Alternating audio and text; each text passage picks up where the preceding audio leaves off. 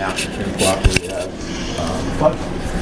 And I had to calculate the compensatory storage from Oxford all the way to the ocean and show that me getting back my space wasn't going to cost successful. I just felt like there's something completely different across the street, and because of some regulations, forced into making something far better. I can't dispute what you're saying about what the origin is, because I actually have, like I say, just a recollection from a neighbor. Yeah. But again, how you do things like that. I think all of the Roberts are willing to do the replication. Gentlemen, a friend of the family who has done this, and good skilled contractor can do the site work for them. Yep. I'm fine with either one, just my 2 cents. Well, if you want to make the replication area optional, we're happy to take. I don't know if we have that ability without some, a piece of paper for the file that says this is a stormwater basin. Like I say, the one problem I'd have with that would be that lake elevation replication and the compensatory storage, because it's going to be a problem on this. I hadn't thought about that. Yeah. Okay. The biggest area I ever did was a sauna bay for compensatory storage, so you got me beat on that one. Yeah. We talk a little bit about the timing for this. Should get rid of this tonight? Yeah. I'm thinking generally we want to try to get a dry time of year. We don't want to do this in the springtime when we got water running down that street more regularly. So I think we're probably getting into prime time into the fall. Is that something that is doable? If the commission wishes to restrict the time that it's done, I think we can work with that situation, at least in terms of the replication, because if we have the 3 years to work with and we have limitations on going into there to try to pick dry seasons for that, I think that's going to work out better. So I had questioned whether or not they actually knew how much this was going to cost. What this project was really going to be, and the young man there said, we really don't have an estimate on it yet, but we want to get it permitted in the event that we want to do it. Maybe do the wetlands replication now, first in the first year or something. That's to me, that's the least expensive part of the project, and he would be that far ahead of the curve. It would be established by the time he started to do his work, or he's going to find out that this is a $35,000 adventure, and he doesn't want to spend that money to do that. Because I think you're talking, $20,000 or $30,000 bucks. Well, I think we've discussed this, and I think they're aware of the fact that they have to do a complete project in order to get a certificate of compliance at the end of this. So if you got the 3-year period to work with, at the end of that 3 years, you want to be able to come in here and ask for the certificate of compliance and have everything done that was approved. Or he could get an extension if he hasn't built it yet. That's true. Hoping that prices come down and things get reasonable again, and it becomes more worthwhile doing it. I think the work on the back of the house with the wall and everything is really not restricted by time of year as much as this other work. Or in the wetland area that we'd like to get that work done in a dry season and get our plantings in just as we're getting out of that dry season. So really fall going into winter, I think is a good time to get that done. And if the order conditions put a limitation to say that's when we do it, I'm fine with that. I think that makes good sense. We're going to try to do the work when it's driest, get the plants in just as we're getting into wetter season. Any commission with questions for Mr. Chairman? No, not at this point. Anybody here with questions?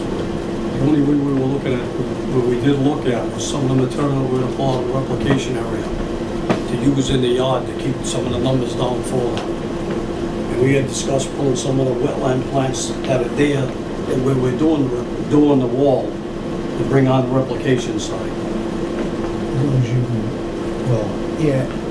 It cannot be done and minimize whatever invasives are in there, or with the wet conditions. When changing the grade, the invasives are going to be gone. Yeah. So we're going to get a chance to replant, and again, that's where we want to try to salvage what we can on the filling side of it, move that over there, and then bring it in and augment it with enough shrubs to get the planting pattern and the spacings that are proposed in here. So we've got a 75% restoration of vegetation in the 2-year period. And for the record, I'm Manny Costa. Could you just speak up there's a microphone now. Manny Costa. And you would be the contractor on this project. Yes, friend of the family. So the only thing I'd ask on the reclamation, on the restoration plan is a provision for invasive species removal for the first 2 years. Yeah. Okay, within that area. Within that area. Yeah, Yeah. makes sense. Oh, Yeah. So, I mean, it's well designed. It's a good project. I think it's a win for the town, really. And looking forward, you know your storm events are gonna get more severe going forward, with droughts in between, it seems like, and you're just gonna be getting larger capacities going there in a short period of time, so this will help to absorb it.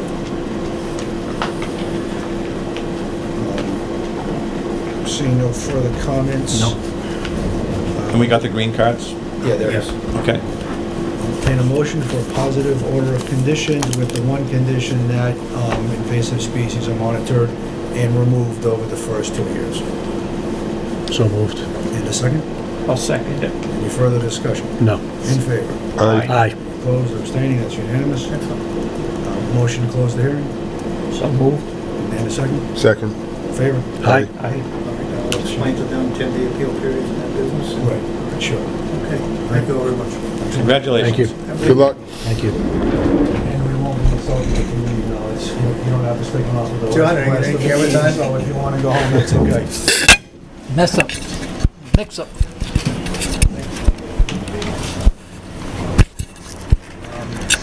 Motion to open next time. Oh, no, sorry, John. So moved.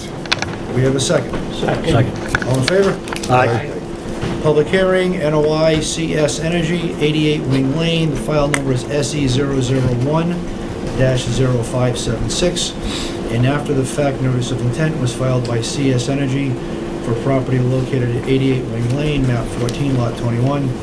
The applicant proposes grading adjustments and the installation of 4 drainage stone trenches to an existing solar array to meet stormwater compliance. The applicant is represented by Russell Hall of Collier's Engineering and Design. Plan name is As-Built Stormwater Exhibit dated May 9th of 2022. The floor is yours. How you doing, Commissioner? Pat, nice to see you. So I don't have the exhibit with me. I know we went through a couple months ago, you know, what the plan showed and the addition of the few stone trenches there. You know, we went through the whole process of notifying all the abutters within 100 feet and filing the NOI with the town. We filed with the DEP as well. I think you guys have the file number We did. on file. And so I guess I'm kind of coming here today to see your thoughts on the whole NOI and how we can, you know, proceed. I mean, the NOI is more of an administrative thing, Sure. because it's after the fact, the project's already built. Right, We've been to the site, nothing's moved from there. The real issue Yeah. is the stormwater side of it.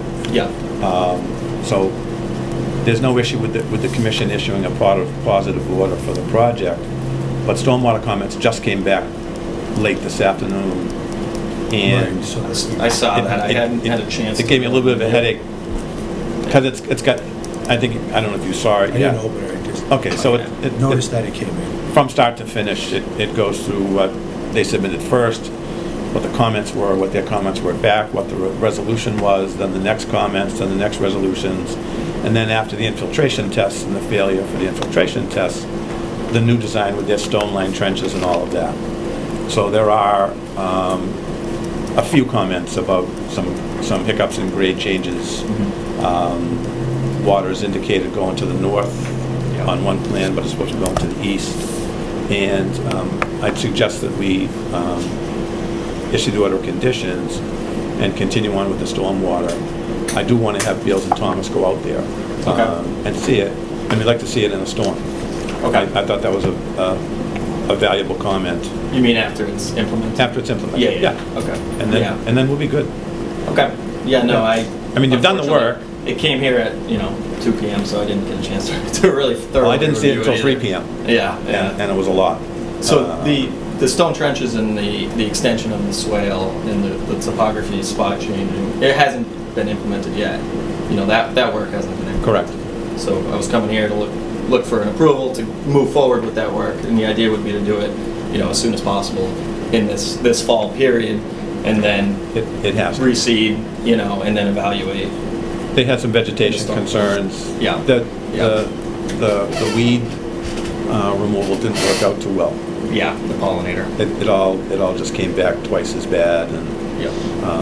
I think the planning board has an issue with that. I've Okay. seen some traffic that's gonna get taken care of. Yeah, that's on the owner of the field, CVE, Yeah. is responsible for operation and maintenance at this point in time. But they keep asking us what they're supposed to do, and they filed a plan, and they just really need to read their plan Yeah, and follow their plan. And again, it's another new person involved in the vegetation management. on their end, yeah. Yeah, on their end. For- So it's just yeah. been a constant new person. And when you say follow, you mean follow their O&M management Yes, plan that they yes. submitted? Yeah. They filed it. Right. They shouldn't have to It's ask on file us with you guys, yeah. what to do. I think one of their biggest questions on that was the property line that runs on Wing Lane right there. It's technically like at our fence line, and so there's vegetation along that fence that they were questioning if the town takes care of or if they were supposed to take care of. I think that was the biggest. But my recollection is there's signs on the street side of the fence that says, "Do not mow pollinator area." Yeah, That those weeds are actually what were planted for the pollinator portion of it. no, I don't think, but on the outside of the fence, just on the interior. Okay, well, there are Yeah. signs on the outside. Yes, that's correct. Okay. Yeah. All right. And I can have a conversation with them. I have a call with them tomorrow, so Yep. if they need to, it's such a small area Yep. to dispute where it the doesn't reason- seem to make much sense. The to me. reason for the notice of intent was to have control over how this project got closed out and finished up. That there would be a certificate of completion, Yeah. inspections, and all of that. That's It what was was an missing RDA from the originally. RDA. Right. We had no way to track anything. So, the project's built. I would just ask that there be a special condition, no construction other than what's approved for stormwater. Yeah. Period. No changes to the site. Okay, so there's the new plan for this, as you said, new stone trenches and an extension of the swale. Yes. Correct. That hasn't happened yet. Has not. Has not. I want to do it now while it's dry. I would love to. Yeah. We'd like him to do it yesterday. Yeah. It's been that. This has just really dragged on. Yeah, it has. It Yeah. has, and so we'd like to get it done this fall, and hopefully all goes well and we can observe it. There's no further concerns. And I like your idea of having Beals and Thomas go out, once this is all put in place. Sure. Beals and Thomas- That was their recommendation, and that's what we did with the infiltration test. Yeah. I wanted our consultant to be there when they did the infiltration test, rather than take the word of an outside consultant from out of state. Mhm. And it was worth doing that. Anybody have questions? I just, For the record, please. my name's Brian Berry, and I'm on 86 Hathaway Road. I just want to make sure, the plans, I looked at the plans, Yeah. it says the east side. If you put it on the plans, it's everything shooting to the north side. I just want to make sure you're not down where my end of the property is, on So the east side. that's one of the comments in the stormwater, that there's some confusion in the plan, Yeah, I and just they're want to asking make for that to be sure. If corrected. you can verify the location, I have no problem, as long as it's not. I don't know if you're too familiar with the solar field, but this is where the turnaround is, and it's these stone Yeah, trenches go here. that little wing lane and all that's over here, right? It's Wing Lane is right here, Wing lane's right there, so Yeah. that's not going to affect me, I guess. and this that's- is that power line. Your easement property right there. goes this way and then shoots down. Correct. So then, I have no problem with it because I'm on the north side and the east side, Okay. and down further. I just want to make sure, because plans. So do we. You know what I mean? But other than that, I have no problem. Okay. Thank you for coming. Yeah, Thank you. I just Clearing wanted that to, up. I just wanted to make sure. Yeah, because yeah, no, definitely. I only received this about a week ago. Yep. Yeah, So, yeah. I'm Well, like- we sent about 50 of them out. Yeah, I'm like- Surprised you're the only one. Yeah, I'm like, everything's done, so I just wanted to make sure. Yeah, It's not ending up down here, because I don't have no issues down there. No, you should not. You should not. Cool, Yeah. appreciate it. Thank you. Thanks, Brian. Any questions, comments from you? So tonight, what are we doing in terms, We would because just the be storm, issuing issuing positive order conditions. Okay, all right, so that's what we're looking to do. With the provision that there be no additional changes to the array or, Okay, just stormwater work. okay. Right. Because there was something about some of the array being on somebody else's property or something. There was a panel in Whether they got worked out. and that got Yep. approved by the zoning board Okay. a little while back, and there were no appeals or anything, and that got. We just want to know that everything's over. Oh yeah, everything's And this done. is- It's this been is the done. end of the It's train. energized. No, from here on out it would just be O&M type Yep. stuff, and the idea would be, if this is approved tonight, to do it in like the month of September. Yep. And you'll notify us 2 weeks before you start and all of that stuff. We can do that, yeah. Yeah. Yes, please. According to the, that'll be on the order and everything. Yep. Okay. In that case, I'll obtain a positive order of conditions, make sure, including, this will be in the order, but Sure. notify the agent before the work starts. And, Busy right now, it'll be at And- least 2 weeks. So. and stick with all of the recommendations made by Beals and Thomas in the review. Yep, understood. Okay. So we're gonna make- So moved. We have a second. Second. Further discussion. No. All in favor? Aye. Aye. Opposed, abstaining, it's unanimous. Good. Motion to close the hearing. So moved. And a second. Second. All in favor? Aye. Very good. Thank Happy you. ending to a sad story. Thank you. Yeah, I know. Thank you very much. I appreciate your time, and we'll look for the order of conditions from you. So there is a 10-day appeal period, Oh, okay. I gotcha. So I'll wait till that. and then Joanne will record us the registry of deeds, and Okay. you'll get a copy. Good copy. Okay. Very good. Well, thank you all. Have a good night. Have a good Yeah, night. you Have a too. good night. Have a good night. Okay, motion to open next public hearing. So moved. And a second. Second. All in favor? Aye. Public hearing, stormwater, amendment to a previously approved stormwater plan for Paul Boucher and Nancy Durfee, 7 Morton Lane. A request to amend a previously approved stormwater plan was filed by Paul Boucher and Nancy Durfee for property located at 7 Morton Lane, map 14, lots 15H and 17. The applicant requests review of the stormwater management calculations submitted by Haru Engineering, LLC. Plan sketch submitted on July 22nd of 2022 by Haru Engineering, LLC. Mr. Boucher, do you want to speak on your behalf? Do you want to say anything? Or, What's the process you guys are gonna go through? Do you need any of these green cards for starters? We do need the green card. okay, Do sure. you need the actual green card, or do you need?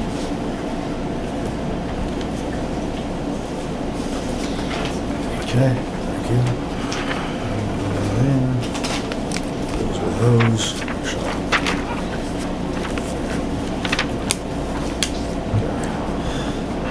Want me to pick it up? So, Yeah, well, we can okay. pick it up where we left it on Saturday, Right.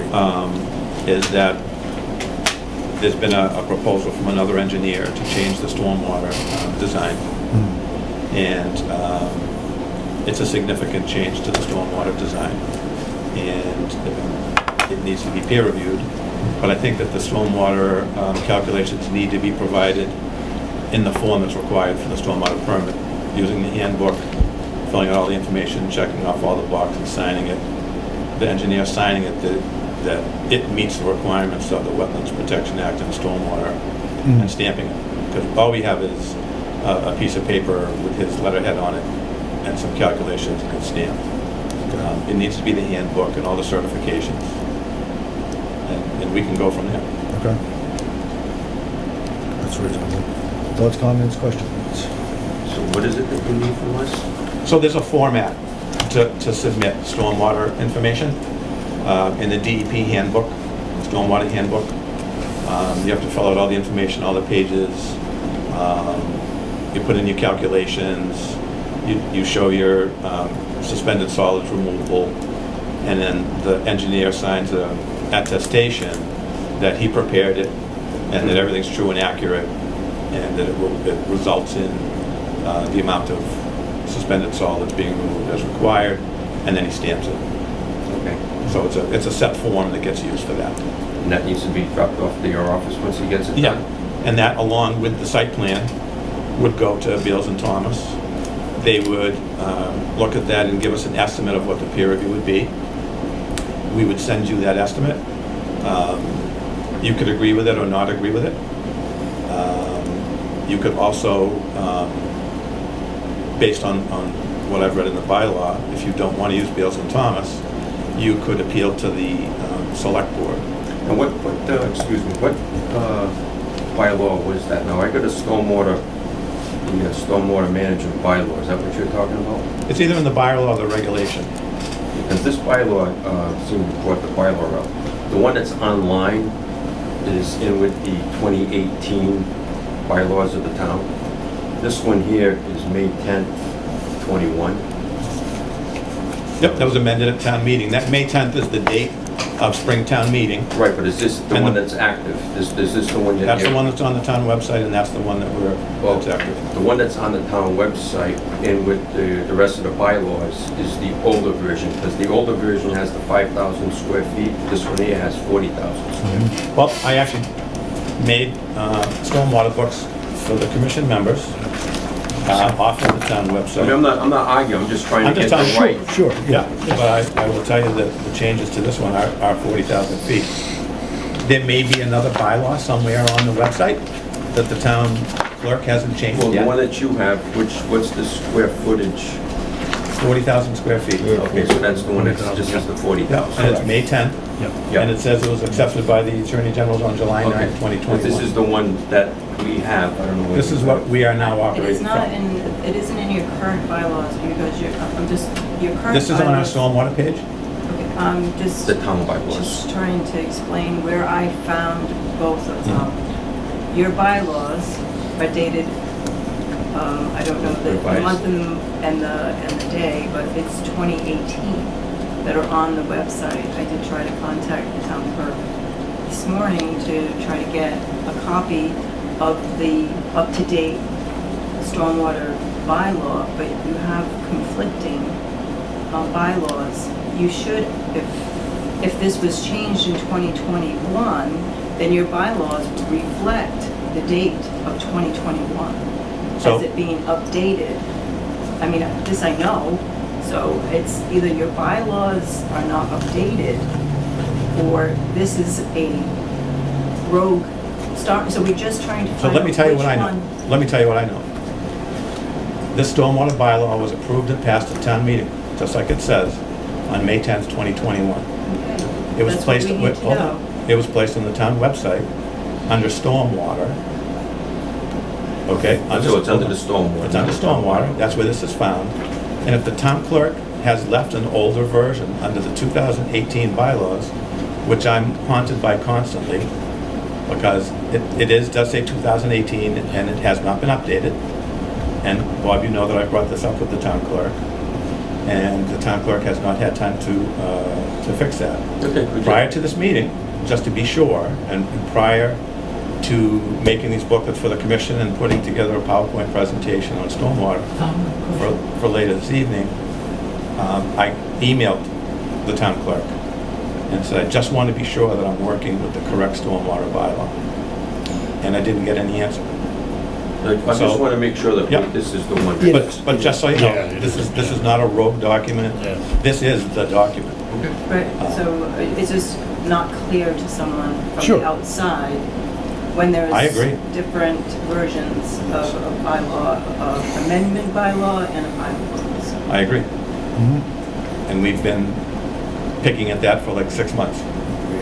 So the other thing I have is in the Stormwater Handbook, Volume 1, Chapter 1, it states that single-family houses are exempt from stormwater.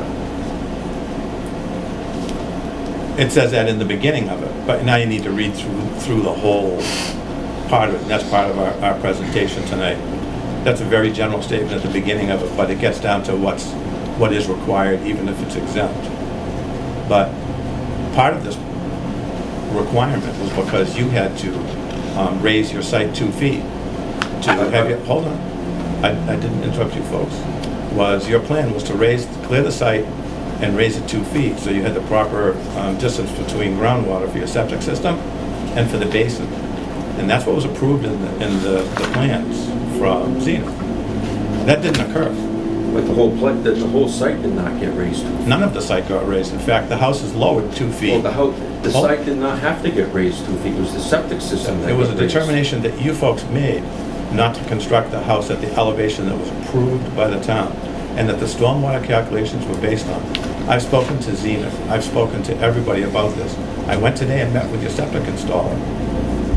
I know your septic installer had to take the whole septic system out and put 2 more feet of sand in there and reinstall it again, because the right grades that were approved were not there. That's just with the septic, the right grades were there, he just took the wrong elevation. He took it off the foundation. Off the wrong hydrant. There's two hydrants Yeah. out there. One I had to install, the one that's further up the road is where the benchmark was. And then you went to the planning board, and you had the planning board give you a waiver from paving the street. Right. But in your stormwater plan, that pavement is part of your stormwater BMPs with a Cape Cod berm that directs stormwater to your forebays. You've defeated that by getting a waiver from them to not pave that road. I'd like to just kind of put the brakes on here a second, because I feel like there is a lot of assumptions and background information being shared that may not quite be accurate, Mr. Hannon. We did put a pump system in, our septic system, in order to allow us to be able to have the system raised to that level. It was a miscommunication. Our original site person unfortunately passed away before he finished our septic. So we hired Dave Souza to complete that system. While he was out there, he made a misassumption about where that benchmark was, and it ended up being 2 feet lower than what it was supposed to be. This was covered with Jamie at Zenith LLC when we were doing this project, that in order to not have a large raised system due to the soil conditions, we opted to put a pump system in. And that is what we discussed with Zenith at the time of the design. As far as the roadway improvements go, that was a discussion that we dealt with planning board, and we're happy to go over that with you. But I believe that that's, something that we should be able to have in advance, so that we're knowledgeable that you're going to bring that particular item up. We just received our letter from Doug Pimentel today from the planning board. We still are waiting for our final decision from the planning board back when we first originally provided the plans and got our permit. So we are trying to work very closely with all of the boards. Myself and Paul have good reputations in the jobs that we do as town officials. And Yep. we don't want to do anything or color outside the lines. We also have to stick to these laws ourselves when we're working, and we would like to do that while we're in our personal lives as well. Well, all the more reason to submit the paperwork in the proper form. I'm not saying that And we're not hold going on. to. What I'd like to say is that I would like you to put the brakes on the septic, which has nothing to do with the drainage, and the roadway. We can come back to you with answers when you provide us the questions that you're looking for. To date, we have not heard from you personally, both Paul nor myself. I believe you have our contact information. And while you're on our site, we prefer that you at least let us also be aware, so we can help guide you through the questions that you might have. I had no need to contact you because at the beginning of this project, I understood that you were both professionals and that you did understand what you were doing. But as I go look at the project, it wasn't done that way. So I would like to just have you turn in the book, turn in the information that's needed to be done. Beals and Thomas will look at it, and they can make the determination whether the lot was supposed to be filled or wasn't filled, or drainage I calculations can were tell you right changed. now, that lot was not supposed to be filled. I don't know where that came from. Came from Zenith. Well, Zenith was wrong because that lot, the original grades are on the plan, and I spoke with Jamie, and I told him that I didn't want that high system, and I was lowering the house down because this was a downsize, and I don't want any stairs, and he knew about that, and that's why we went with the H20 tank, the pump. Yep. My question would be, is that in the plans that we have? The H20 is in the septic plan, in the plans that you have, yes. Our new site developer did not understand what was being done and did not go with the appropriate benchmark. He met with the Board of Health and Zenith on site on Monday, and they've worked it out with the Board of Health and with our contractor to make the corrections, of which Pat has already described is going on right now. He is correcting the system to its appropriate height and size and shape. We're not questioning the system. You just I'm You just questioning, brought that into this conversation. I'm questioning the on stormwater. elevations. You're I'm questioning questioning the our. elevations of the lot. That's what I'm questioning. Elevations of the lot of what the plan Yeah, shows. and that will turn out in the peer review. We're Well, sawing sawdust to just, I'm sorry? debate this back and forth. Let's just again put the brakes on 1 second, and then what is Beals and Thomas reviewing? The drainage calculations that, They're Based on the Road? topography. They're gonna review whatever new plan Okay. you turn in, Right, right? So, the not the first, entire site, They- just, the plan. No, it will be the entire site, because that's what that basin served, and that's what your four-base served, is the entire site. That's what the stormwater plan was. Well, okay, so. That if we're gonna stormwater plan included the road though, didn't it? Yes, it did. But they're not paving the road. I know. So if we're gonna be. But the road's doing- part of the BMPs. Paving the road is part of the BMPs. So that'll change the calculation, So that 40,000 square feet you have in your bylaw to exempt, we're well under 40,000 for that lot.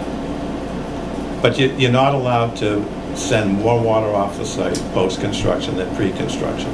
And you have to demonstrate that, and the way to demonstrate that is through the stormwater calculations, even if you're exempt. That's further down in the bylaw, when you go through the exemptions. unfortunately, what happened in the first round, our calculations actually state through Zenith that the post is actually less than the pre. And that is what Mr. Perot has found in his calculations, is what he would like to come and talk to you about.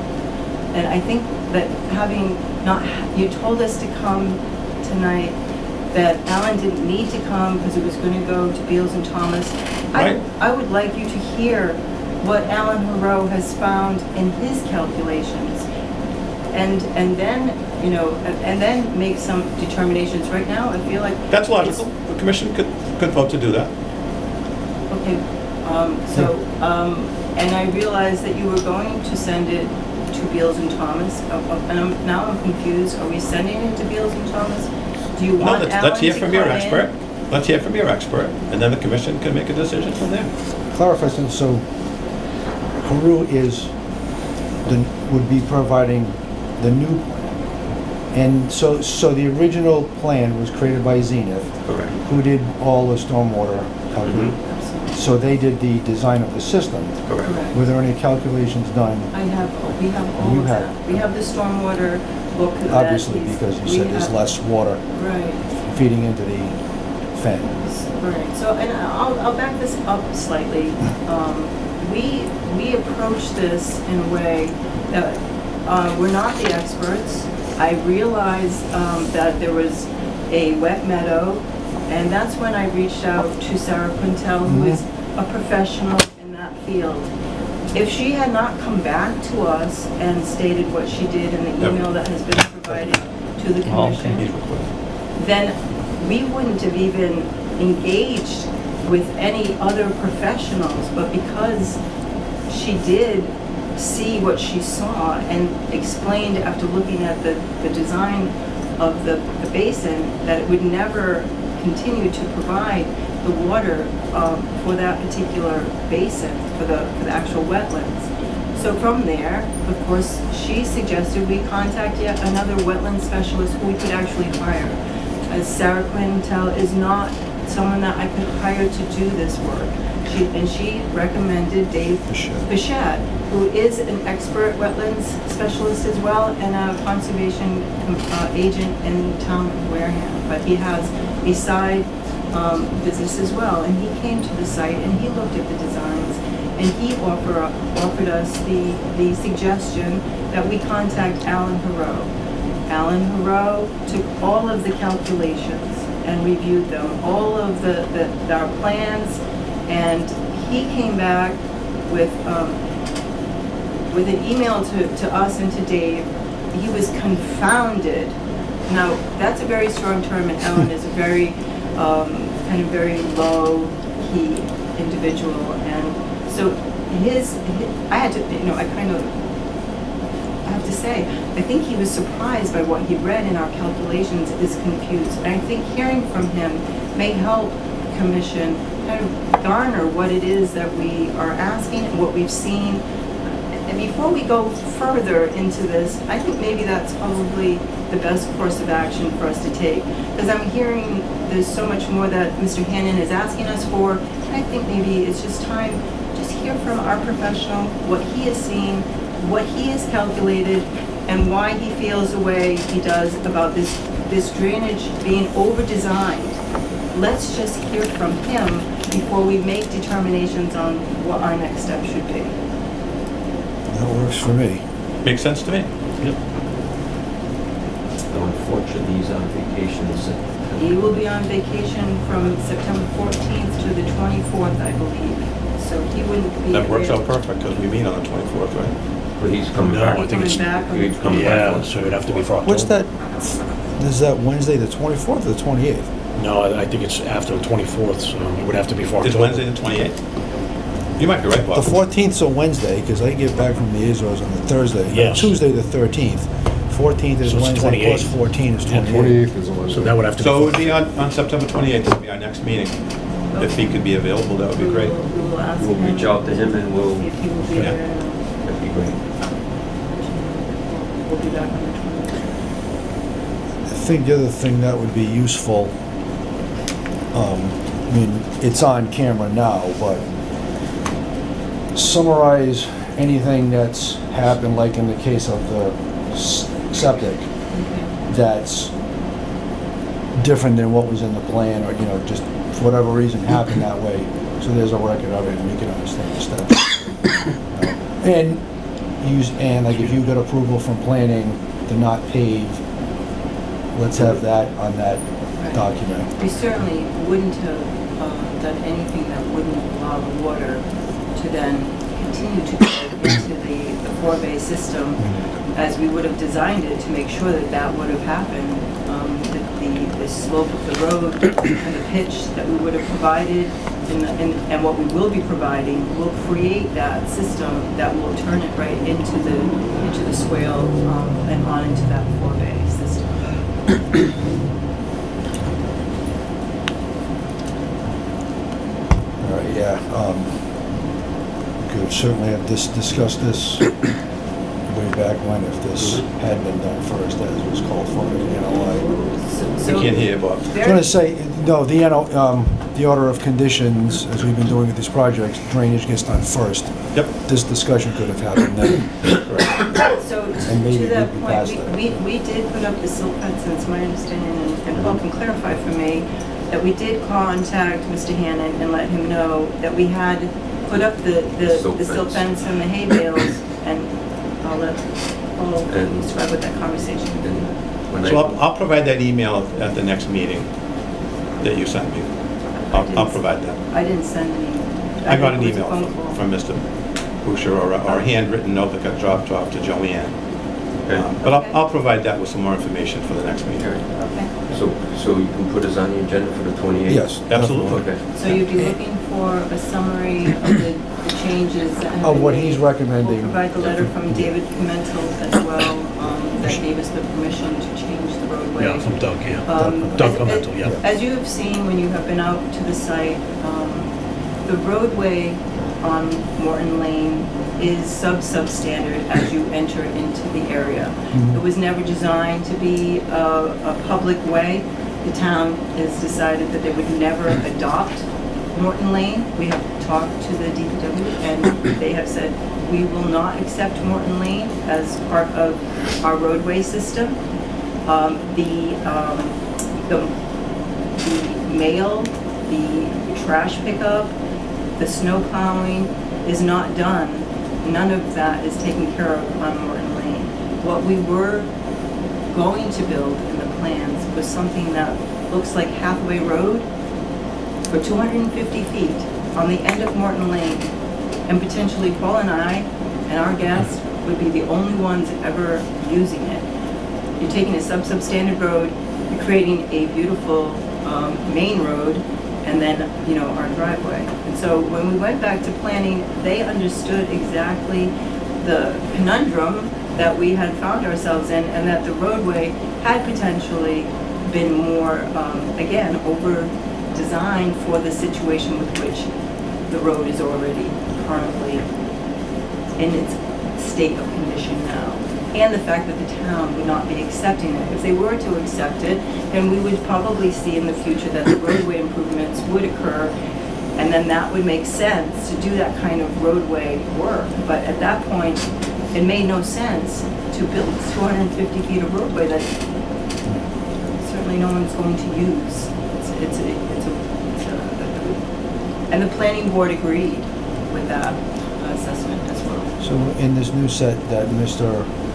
Haru designed. You gotta speak up, what? Sorry. So in the new plans by Mr. Haru, did he factor in the road not being paved?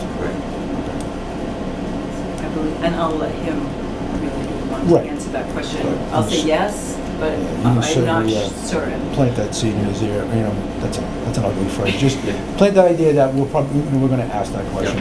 Okay. And he may just get to it when he gets going in his presentation anyway. Okay, Okay. All right. that sounds great. Thank you so much. Any Appreciate questions it. then? No, for at this Mr. point, Paul? no. Okay, thank you All very right. much. Very Thank much. you We'll both. be back All right. on We'll see you in a month. 28th. Motion to table Thank And you. we'll put you first on the agenda. 28. Okay. Just Oh, all right. get you in and out. Okay, thank you. All right. Yeah. Thank you. Thanks Have very a much. good I night. Yeah, appreciate good night. it. All right. So we have a motion to table to the next meeting. To continue to the next meeting for Continue, more yep. information. We have a So second? moved. So- All in favor? Aye. Okay. Continue to the next meeting. I need a 5-minute bathroom break. Okay. Because we're going to, so, all in favor? Aye. Right.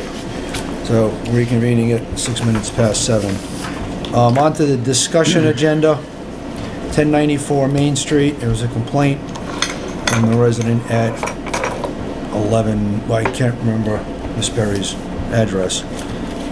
So I rescued this off of Joanne was out, so I Yeah. really didn't know whether this had been dealt with at another meeting. No, it hadn't been, so I can fill in. Yeah, great. So, the complaint came in from the resident on Main, so maybe it's 1122. 1155? Something like, well, it'd be an even number, I think like 1156. I think it was 22. 1122? Okay. I couldn't find it. I went out and I was like, Joanne, there is no, I said, all I can see is a big, long dirt road. She goes, that's it. Yeah, so the access to this property would be through Brookside Estates. Yeah, Clem's Way, right? And Clem's Yeah, Way, yeah. and it's behind that cemetery. There's a lot Clem's of Way white is the family trailer park. headstones. I wasn't even close. Yeah, it's Clem's Way, yeah. So, the resident of the house just to the north of that cemetery Yeah, had noticed some clearing happening in that field right by there is a stream that goes through.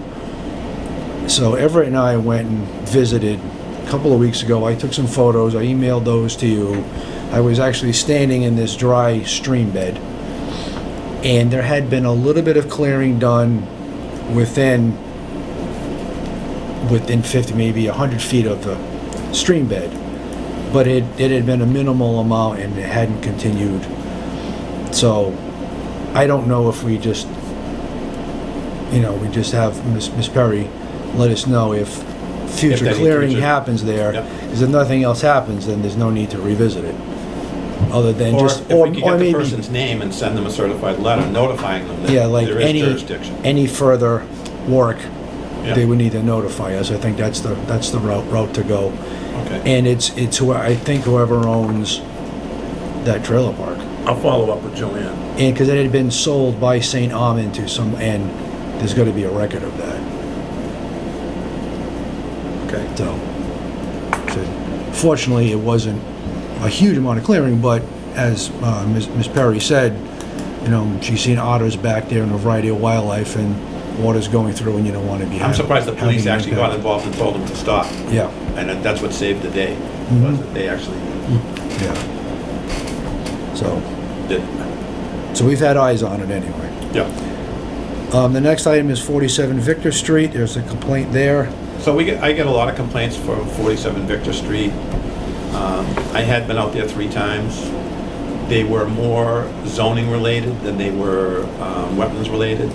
And we seem to be getting a reputation of being responsive, so we're starting to get complaints about things that don't pertain to conservation. So I went out 3 times. There's no issues at 47 Victor Street. The issue is the abutter doesn't like the fact that the man's running a business out of his house and has some vans there and other things. And she felt that she had been watching and no one had come by. And I explained that I drive an electric car and you won't hear me, and it doesn't say Town of Acushnet on it. But every time I go up Middle Road, I go by Victor Street Yeah. I go by there to take a look. 20 times a week. I did notice Right. a gasoline pump there that may have an underground storage tank, and I said I will, look into the gasoline pump. And she wrote back and said it was decorative. That a guy's got the man garage out there, and he's got his signs and his fake gas pump. I'm still gonna ask the fire chief about it, just to be sure. Did part of the complaint, part of it involve the building of a solar field or putting solar panels in down there? Was that? There was something about that. I didn't get that one. Okay, because that's just not possible. Right. And the guy does have a big lot, and he's got a couple of vans, and he's got a few vehicles there, and but it was nice and neat and tidy, and it didn't look as bad as it was described. And not a wetlands issue? No. Okay.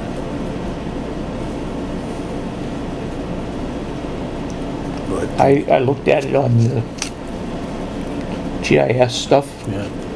and there are some wetlands, but they're Yeah. well away from the house. Yes. Yeah, they were removed, yeah. And in fact, the woman who was complaining had more vehicles on her property than the fellow she was complaining about. Yep, Yep. you get neighbor complaints once in a while. Okay, well, thanks for visiting it and putting that one to rest. Next one is Morse's Lane. There's So a we've been complaint getting there. repeat complaints of trash in the wetlands on buffer zone and things on Morse's Lane, and what it is there's one person who's putting out their trash, and maybe the animals are getting into it, trash is getting knocked on the ground, and it's not getting picked up when curbside collection comes by, and the person complaining said that she was tired of picking up the trash and she wanted Conservation Commission to do something about it. It's a DPW issue. I referred it to DPW. It's their customer. They can notify their customer that they need to do a better job, or they won't pick up their trash or something. I don't know. Or they'll leave them double the trash. But it's got nothing to do with us. I do have one more. Okay. Under that. So I got several more complaints about 411 Middle Road. George Matsakis, I don't want to butcher his name, but the fellow with the driveway. Yeah, he just paid, he just asked. Pizza owns the pizza shop. Yeah. The neighbor called, there's work going on there, this, sawing, you can't believe what's going on, and you can't see it from the street. And I called her and said, actually, I drove into his backyard. He gave me permission to go into his property, and there's no one working there.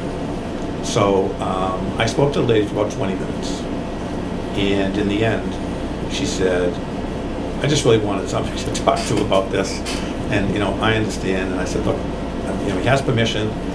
She's unhappy that you approved the shed, and there's nothing we can do about that. And I told her, feel free to call me if you want to talk to me. Call me, and I'll, more than glad to look into it. But He's got a nice asphalt driveway now. Yeah, I was just He gonna did a say nice that. job. Yeah, his car was parked out in the street for days. Yeah. everything is first class Yeah. for that fella, and I don't blame him. If you can afford it, do it. Okay. Any other discussion items from anybody? No. All right, stormwater, so Deep Brook Estates provisional approval. Yep, and I'm a little aggravated over the whole Deep Brook Estates thing here. He met with the selectman last night about getting his road opening permit. So he doesn't have a stormwater permit. In fact, he doesn't have a NIPD's permit. He has let me not say he, let's say the project. And this is where the problem comes in, is, Mike Koska, engineer, wetlands guy, his father's property, designed a project out there for 15 house lots, built the roads with rough, put in rough roads, and I'm told that some litigation ensued, and between him and the current owner, and the current owner wound up with it through litigation and paying some money to Mike Koska, I'm told. And at the selectmen's meeting last night, the current owner told the selectmen that when he took it over in January, he went around to all of the town departments asking everybody if he needed anything. You know, was he all set? And that his feeling was that he had bought a project that was fully permitted and he was ready to go. So he did come in here. I don't know if it was January, time flies. And I was here, and he said, "Hi, I'm Joe, and I want to know, am I all set at Deep Brook Estates?" And I said, "Do you have a stormwater permit?" Because that's been the biggest thing. And he said, "Oh, I think so. You know, it was fully permitted. You know, I think so." And in my mind, and maybe I'm wrong, but I felt that he was asking because he maybe knew that he didn't have something, and he was just taking our temperature to see if he was going to have to get a stormwater permit. He didn't want to get one in the worst way, and it turns out that when he got the project had been engineered by Mike Koska. So Mike Koska owns all of the engineering documents for that project. And the person who bought the project did not get any of the engineering documents. And GAF is the engineer of record on that project. And they're not giving those documents to the new owner. So he's going to incur some expense in recreating all of that work to get a stormwater permit and do other things he needs to do. Do you say Costco owns the engineering documents or GAF owns them? Costco used GAF Okay. as his engineer. And Doug Pimentel, trying to help the new owner out, called GAF and said, you know, "Do you have any records of stormwater being approved with this project?" And they said, "No, we don't." And they said, "Okay, do you have any records relative to the stormwater?" And they said, "Very little." And they were going to send them to him. I don't know if they've sent them to him yet, but it probably doesn't rise to the level of what needs to be done. Mm-hmm. He was getting very frustrated, the new owner. I was getting pulled around in different directions. We were being accused of slowing him down. He was threatening to sue the town. I went out and looked at the job. I met Nathaniel Gomes, is the contractor there. Very knowledgeable guy, knows what he's doing. And I met the owner there with him as well. And I said, "We told you in the beginning that you could work in the roads. The roads were already, pre-disturbed. They're here. You can work in those roads, but you need to get your stormwater permit to get into the jurisdiction of the Conservation Commission and put in your basins." So he wanted to see the town manager. The town manager wasn't really giving him an answer. He wanted to meet with the selectmen, and I was just going back and forth. And I went back to the days of when I used to mine landfills. We used to dig up landfills and mine all the trash and dirt out and reuse the dirt. But they put twice as much dirt in the landfill, so they were making space. But we did it in the winter so that it doesn't smell. Mm-hmm. And DEP would say, "You don't have your complete permit, so we'll give you a provisional approval to disturb the landfill, but it does not guarantee you that you will get the rest of your permits to complete this project because you haven't gone through the full review." So I wrote a provisional approval for Deep Brook Estates that said you can install your water lines and your sewer lines in the previously disturbed areas. Mm-hmm. But it's subject to an awful lot of things, and I put some time into that. Yes. And I took all the things that DEP used to give me that mattered and that applied to that job, and it clearly says in there that he will get a stormwater permit, he needs a NIPDES permit, he needs a SWIP, he needs all of those things, and he said he has them. Yesterday, in talking to Beals and Thomas, I got the link to the e-lookup for NIPDES permits for general construction projects, not for big generators, but under the general stormwater permit. And that project does not have a NIPDES permit. And because it doesn't have a NIPDES permit, it doesn't have a SWIP. And surprise to me only 18 projects since 2017 in this town have applied for NIPD's permits and followed the requirements for stormwater for EPA. So then we got a records request from the new owner of Deep Brook asking for all of the stormwater permits that have been applied for, emails, minutes, anything to do with stormwater, who had a permit, who didn't. And then the following day came back with a complaint that the project we went and looked at Saturday at Moniz Estates may not have all of its permits. So I did actually catch Mr. Moniz there on Monday. He was there working with his son and somebody else. Very professional guy, very nice guy, very forthcoming. Feels that he has all of his permits, feels that he's all set. SciTech is his engineer, Steve Giosa. He called Steve Giosa right in front of me and said, I need to know what's going on. He doesn't have a NIPD's permit. He doesn't have a SWIP. It's in the EPA records. The last letter in our file from Natural Heritage says that his project as it was designed would be a take. It's a turtle habitat. The entire 99 acres is priority habitat. And there's no letter coming back. And it said redesign your project and come back. And there is no letter from Natural Heritage saying that it was redesigned and they came back and got a letter of no take. I was successful today, and when we got the no-take letter for Lot C at Peckham Road, for Romanelli Sons lot, I used that email and emailed that analyst back at Natural Heritage and said, I can't get in touch with anybody, can you look this up for me?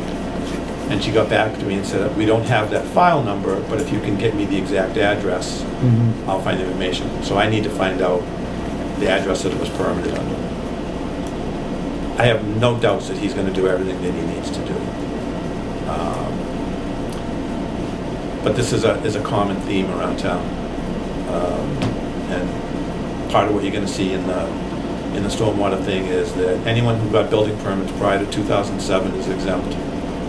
But anyone who got building permits after 2007 shall get a stormwater permit.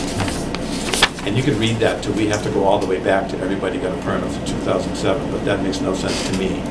And you'd have to hire about 10 people to do it. But they are still popping up. I mean, I would have never known that Allison Drive project was even out there. Right. Had that complaint not come in. So I'm going to ask Monday for Mr. Moniz and Steve Giosa to come here to the office next week and meet with me and go through the file and just build a list of everything we need and give them some time to get us that. And I told them that I'd like them to try and get it done in 2 weeks. It didn't need to happen in 5 minutes, but within 2 weeks. And that's going to be a big stormwater project, and I know why they object to doing it, because it's probably $100,000 adventure for Deep Brook and for him, based on the size of those sites. They're just really big sites. So I have met with him, and he's willing to do what he's supposed to do. Which him? At Moniz. Okay. Now, watching the selectmen's meeting last night with the new owner of Deep Brook, he told them a whole different story. And I'm concerned that he's not going to go by that letter. So I contacted Nathaniel Gomes just before the meeting and said, I'd like to talk to you tomorrow. And I want to let him know that he told me he has the letter, he told me he's read it. And that he needs to make sure that there's a determinant, the SWIP, that the NOI's on site and all the documents are there, just the way it's supposed to be done. And these big jobs have to be done by the letter. There's just no wiggle room whatsoever there.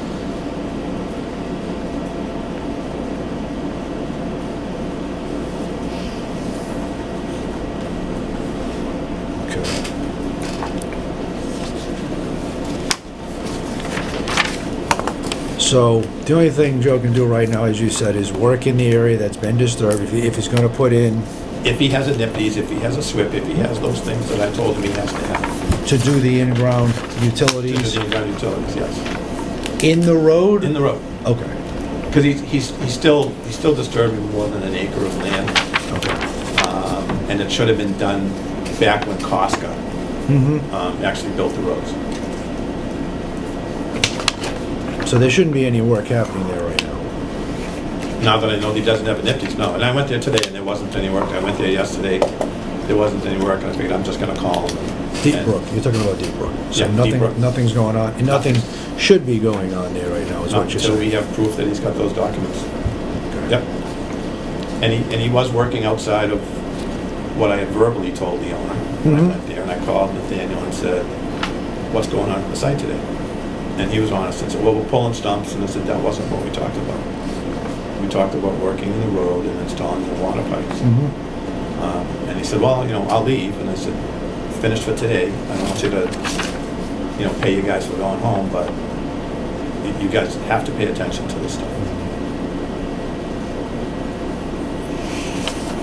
Okay. So, how much time do you want to spend? Do you want to spend a half an hour on stormwater, or do you want to push it to your next meeting? Well, we're here, and Yep, who knows how I'm here. long the next meeting is going to take. Yep. But let's see what else is on the agenda here. There's nothing else. We talked about Allison Lane. Yep. You guys all right with this? Do it now? It's okay with me. Well, my only thing is, the whole idea of the stormwater presentation that I was asking for was, I wanted to know, you keep saying that our bylaw isn't up to date, and it's not, we're not in compliance right Yeah. now. Yep. I want to know what we need to make us in compliance. And that's As- why Everett said it would be nice to have some training on stormwater. So before I can tell you what everything means, it would be nice for you to sit here and watch a 30-minute presentation on what MS4 is, what the bylaw currently says, All right. and what we can and can't do under the bylaw, and what we're expected to do under the bylaw. And it's what we're expected to do that's a big lift. So I'll hook that up. And Yeah, we're here. you want to change seats, Everett? Because the projector's over here. MS4 was myself. I've always talked about MS4, MS4, MS4. So it's our municipal separate stormwater system and our stormwater management program. And then this is part of the municipal compliance fact sheet for stormwater. So as municipal officials, you should be aware that municipal storm drain systems are a major source of pollutants to waters of the Commonwealth. Federal and state laws and regulations require municipalities with storm drain systems to manage and control their stormwater discharges. There's over 200 Massachusetts towns discharging currently under the US EPA's NIPD's municipal separate stormwater systems permit. This is a 5-year permit. We're in our 4th year of the 5 years. It's jointly issued by EPA and Mass DEP, and it requires towns to meet 6 minimum control measures. And EPA has guidance on how towns can comply with it. And then towns report their progress by sending in reports each year to EPA and Mass DEP. So our report is due September 28th for year 4. And we are on track for that. I'm going to have Kevin McHugh from Conoco put together some bullets on that and send that out to the commission, because we won't be meeting until this is actually due. But I can present the report to the commission on the 28th. Why do we use Conoco? That's who we selected for our MS4. They do MS4 work in 11 towns. So pollution prevention, good housekeeping for municipal operations, and this is to measure and addresses runoff from municipal operations such as DPW yards, salt storage areas, vehicle maintenance yards, road construction, and includes what practice town should undertake to operate the stormwater system effectively. So towns must develop an operations and maintenance plan for their stormwater system. So the DPW needs a stormwater pollution plan, the police station needs one, the fire station needs one, these buildings need one. DPW does have a stormwater pollution plan. Chronicle and myself have done a stormwater inspection at the DPW. We did the police station. We don't know if they have a SWIP. Those are things that we're going to get into in year 5, and I'll explain how that works.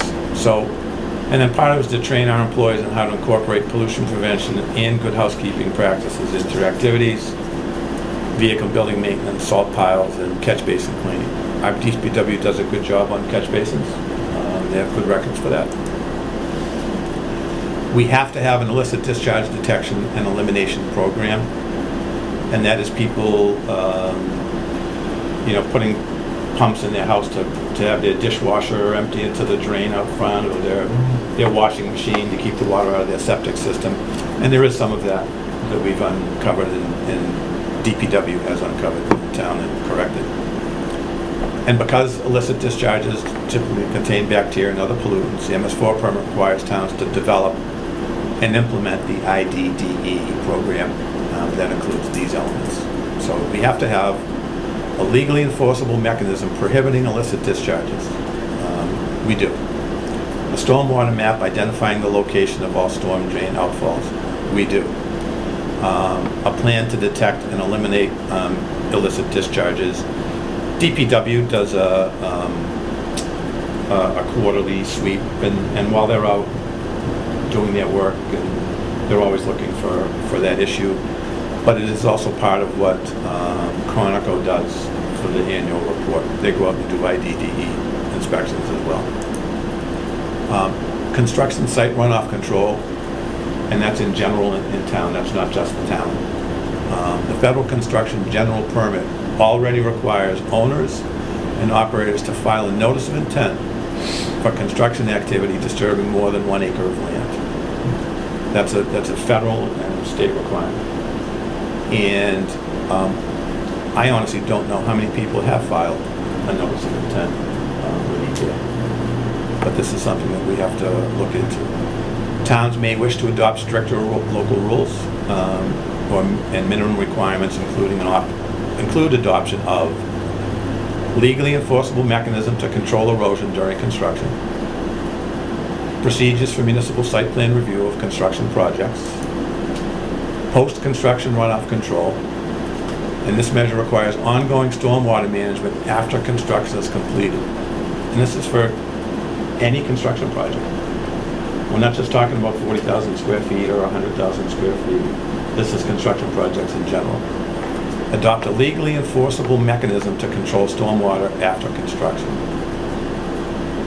Establish procedures for long-term operation and maintenance. And we all hear a lot about O&M plans now with this. And there's a lot of resistance from the permittees on the O&M plans and financial assurance. Public education and outreach. I saw in our year 3 report that Marilee prepared that she sent out mailings with water bills and maybe with a census on, not pouring things down the drain, not putting pet waste in catch basins. And we haven't done anything since COVID on the public outreach part. They wanted to go to diverse local audiences within the community and part of a formal public education program. Public participation and involvement. EPA suggests that communities give the public the opportunity to play an active role in developing and implementing the MS4 program. The town must comply with applicable public notice requirements, determine the program's implementation goals and strategies. Very little of that has been done as far as developing and implementing other programs for this MS4 stuff. Stewardship tips. Cities and towns are responsible for the quality of the discharges that enter our inland and coastal waters from our municipal storm drain system to ensure that discharges from storm drain systems do not cause or contribute to violations of state water quality standards. Cities and towns must fulfill all MS4 obligations, including full implementation of IDDE program and good housekeeping practices at municipal facilities. And we probably have some work to do as the stormwater authority to make sure that those things are done. And then to optimize the limited capacity of storm drain systems, municipalities should encourage environmentally sensitive site design that reduces impervious surfaces, minimizes stormwater runoff, and manages stormwater in a manner that mimics natural conditions. I think you remember us talking that our current stormwater regulation doesn't allow low-impact design credits. Our regulation discourages low-impact design. It's backwards, yes. That's something that needs to be corrected. And when planning for future growth, municipalities should analyze stormwater, wastewater, and water supply issues conjunctively. This link on the bottom goes to a DEP fact sheet on stormwater compliance. It had some really good information on it. This is going to wind up on the conservation webpage, and you'll be able to get this link.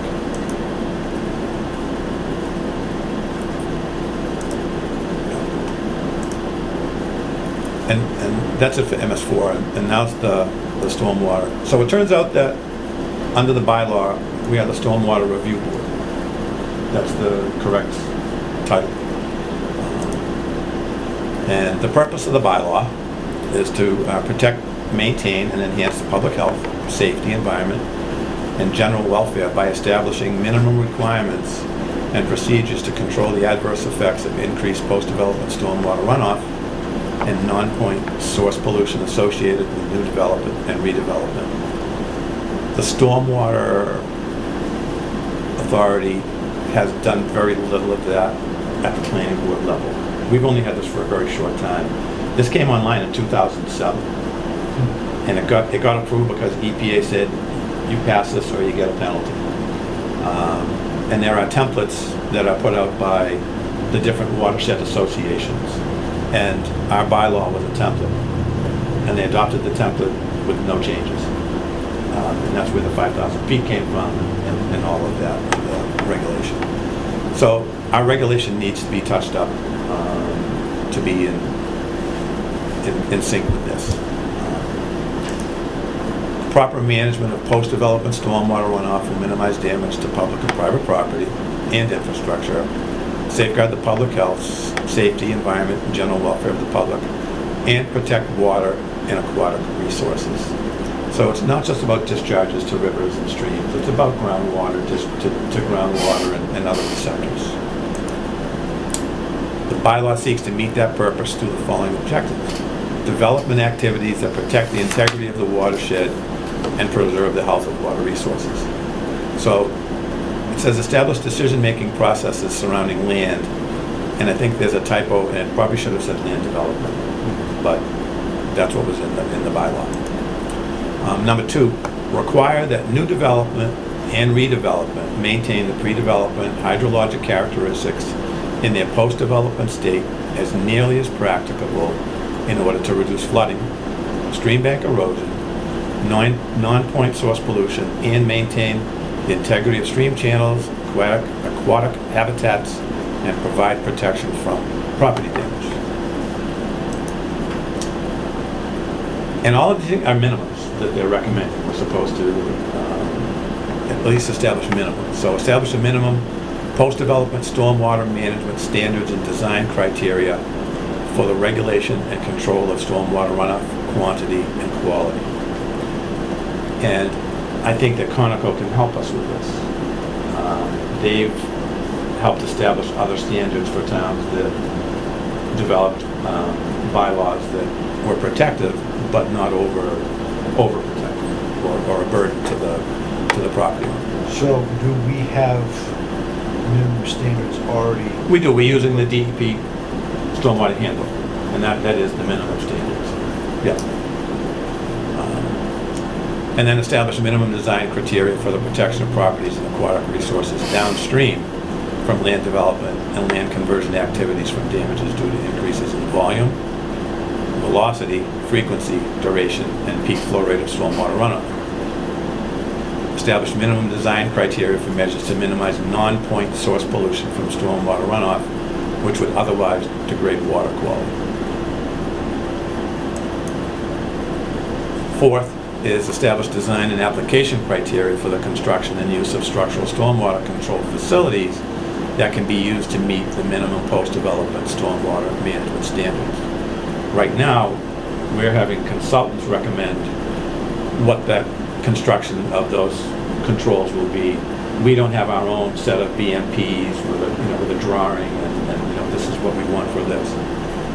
Those things can be done. Encourage the use of non-structural stormwater management and stormwater better site design practices. So we're supposed to be encouraging not using diversion berms and forebays and basins, non-structural stormwater management, and such as reducing impervious cover and the preservation of green space and other natural areas. We don't have any requirements for that. We haven't contemplated that yet.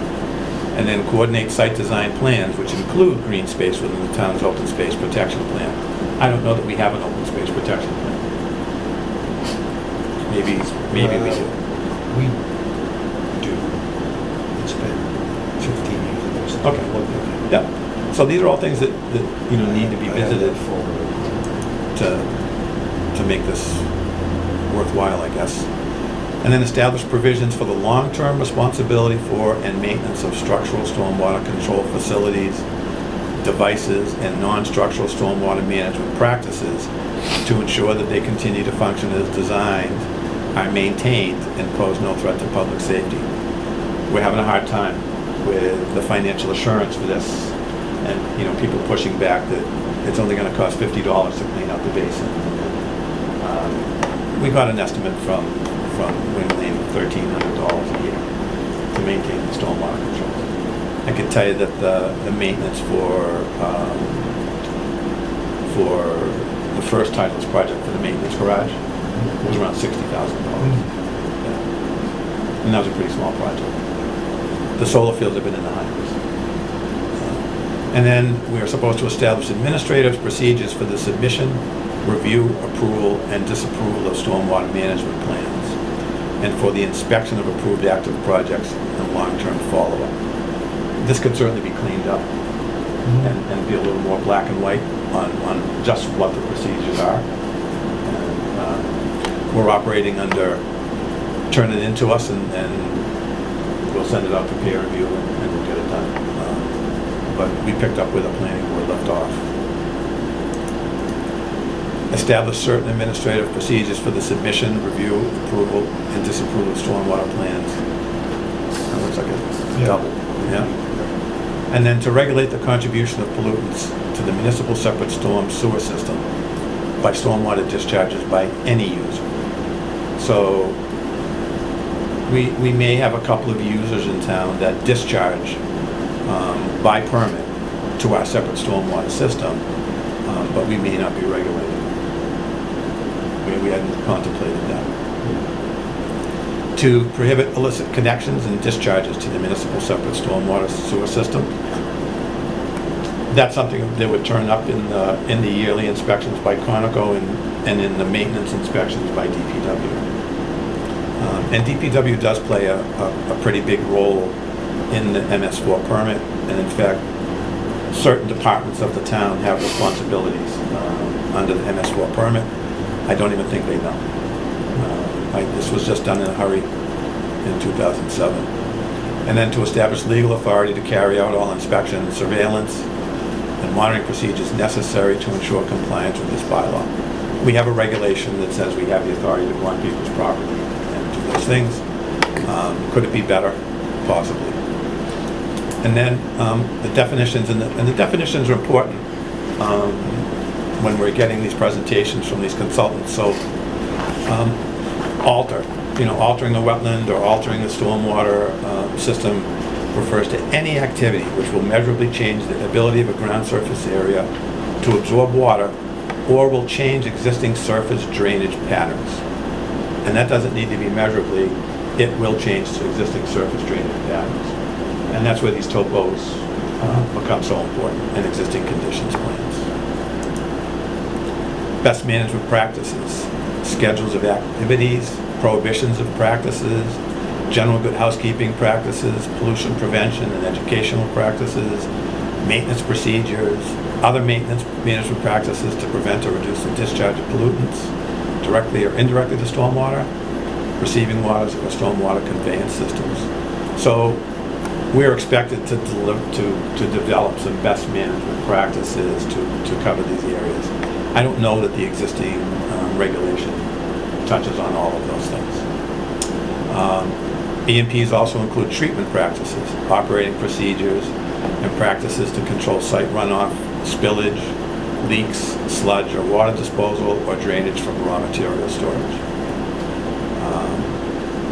We really haven't bumped into that anywhere. We don't have a lot of industry in town, but it may not be in the regulation. Board refers to the town of Acushnet Stormwater Review Board or its agents. And then certificate of completion. And there's some confusion on this, the way we've been doing this, following from the planning board. So this refers to a document issued by the Stormwater Review Board, which states that all conditions of a previously issued stormwater management permit, now we haven't been issuing stormwater management permits, have been met, and that a project has been completed in compliance with the conditions set forth in a stormwater management permit. So we're deficient there, and it's not in our regulation. That's specifically worded with completion versus compliance. Correct. At least to distinguish it from a wetland. The permit, yes.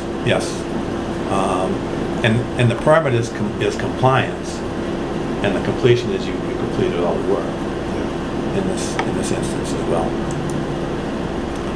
Development. The modification of land to accommodate a new use or expansion of its existing use, usually involving construction. General stormwater management permit. We do not have this, and we should. So this refers to a permit issued for an application that meets a set of predetermined standards outlined in the rules and regulations to be adopted by the Stormwater Review Board under Section 4 of this bylaw.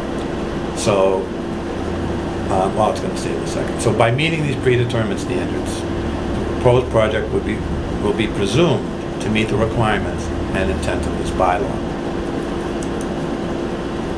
I'm going to back up for a second. So under the general stormwater management permit, and it's going to come up further from here, but it ties in better here. People putting in decks, people building a garage, people putting an addition on their house, and maybe even somebody building a single-family house under so many square feet. If we had a general stormwater management permit with those requirements set up for those things, that could be issued for a fee, and they wouldn't have to go through all this other stuff. It really cuts the lift down there. And they go on to say that here.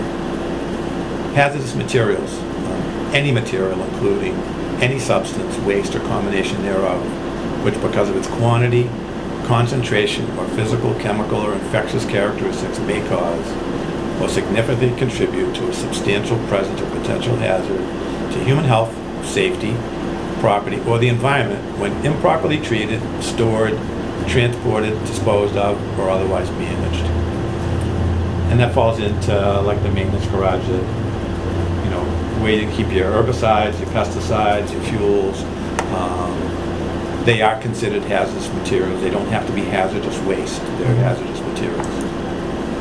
Illicit connections. It's defined as either of the following: any drain or conveyance, whether on the surface or subsurface, which allows an illegal discharge to enter the storm drain system, including, but not limited to, any conveyances which allow any non-stormwater discharge, including sewage, processed water, and wash water to enter the storm drain system, and any connections to the storm drain system from indoor drains and sinks, regardless of whether said drain or connection had been previously allowed, permitted, or approved by an authorized enforcement agency, or any drain or conveyance connected from a commercial industrial land use to the storm drain system which has not been documented in plans, maps, or current records and approved by an authorized enforcement agency. So if in 1964 you got permission from, Joe the DPW guy to hook up your stuff to the drain and no big deal, it's no longer approved. That all changed in 2007. The city of New Bedford did this towards the end of the 1990s, and they found 14 cross connections on the peninsula. Instead of tying into storm drains, into the septic sewer system. They were tied tied into the storm drains. That was like the one part of the city, and when it was built, had separate lines for sewer and stormwater. And 14 houses cross-connected. Yep. And yeah, they did dye tests, that's how they found them. Yes. Illegal discharge. Any direct or indirect non-stormwater discharge to the storm drain system, except as exempted in Section 12 of this bylaw. Section 12 will be coming up. This is important. Land disturbing activity or land disturbance. Any action, including clearing, grubbing, removal of trees and other vegetation that causes a change in the position, location, or arrangement of soil, sand, rock, gravel, or similar earth material. There's no trigger here on, 10,000 yards or 5,000 yards. It's any action including.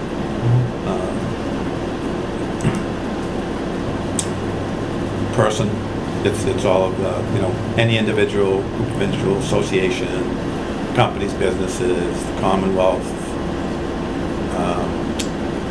political subdivisions thereof to the extent subject to town bylaws. The town's exempt from a lot of its own bylaws. Administrative agencies, public or quasi-public corporation or body, the town of Acushnet, any other legal entity, its legal representative, agents, or assigns. So the town's a person. Pollutant. And sometimes people object when you say, it's a pollutant, and they say, well, no, that's not, but it's a very broad definition, and it's anything that causes or contributes to pollution. Pollutants can include, but aren't limited to paint, varnish, solvents, oil, automotive fluids, non-hazardous liquids, solid waste, yard waste, refuse, rubbish, garbage, litter, or other discarded or abandoned objects, ordinances, and accumulations, so that same may cause or contribute to pollution. And that includes floatables, pesticides, herbicides, fertilizers, hazardous waste, waste sewage, fecal coliform and pathogens dissolved in particulate metals, animal waste, wastes and residues that result from constructing a building or structure, and noxious or offensive matter of any kind. And for us, it's the residues from result of constructing a building or structure that are our most common occurring thing. We do bump into yard waste and rubbish and things occasionally. Premises, any building, lot, parcel of land, or portion of land, whether improved or unimproved, including adjacent sidewalks and parking strips. Redevelopment. Development, rehabilitation, expansion, demolition, or phased projects that disturb the ground surface or increase the impervious area on a previously developed site. So this doesn't allow you to segment things to defeat the bylaw. If you're going to build 5 buildings on 5 acres, you're getting the permit for the first building for all of them. You can't just say, I'm exempt 5 times. Storm drainage systems, publicly owned facilities which stormwater is collected and or conveyed, including but not limited to any roads with drainage systems, municipal streets, gutters, curbs, inlets, pipe storm drains, pumping facilities, retention and detention basins, natural and human-made or altered drainage channels, reservoirs, and other drainage structures. So, even the water running down the side of the road in the gutter is part of a drainage system for MS4. Stormwater is any surface flow, runoff, and drainage consisting entirely of water from any form of natural precipitation and resulting from such precipitation. So stormwater is stormwater, not septic water or processed water or any of those things. Stormwater management permit refers to a permit issued by the Stormwater Review Board after review of an application, plans, calculations, and other supporting documents, which is designed to protect the environment of the town from the deleterious effects of uncontrolled and untreated stormwater runoff. So, even to get your stormwater management permit for a small project, you still have to do these things until we have a general stormwater permit that covers these smaller activities. Stormwater Pollution Prevention Plan, known as a SWIP, SWPPP, a document which describes the best management practices and activities to be implemented by a person or business to reduce pollutant discharges to stormwater conveyance systems, and/or receiving waters to the maximum extent practicable.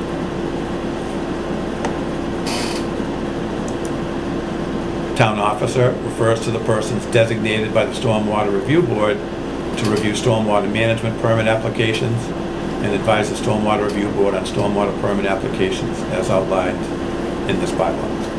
And that would be the stormwater agent. The authority for this. This bylaw is adopted under the authority granted by the Home Rule Amendment of the Massachusetts Constitution, the Home Rule statutes, and pursuant to the regulations of the Federal Clean Water Act found at 40 CFR 122.34, and as authorized by the residents of the town of Acushnet at town meeting dated May 21st, 2007. So this was approved by the voters, this bylaw, in 2007. And that was the thing that we basically said we were forced to do. It was a gun to everybody's head, yes. The town of Acushnet shall establish a stormwater review board. The membership of the board shall be made up of the duly established members of the planning board. And then there's a fall town meeting amendment to Conservation Commission. But if you go back a slide,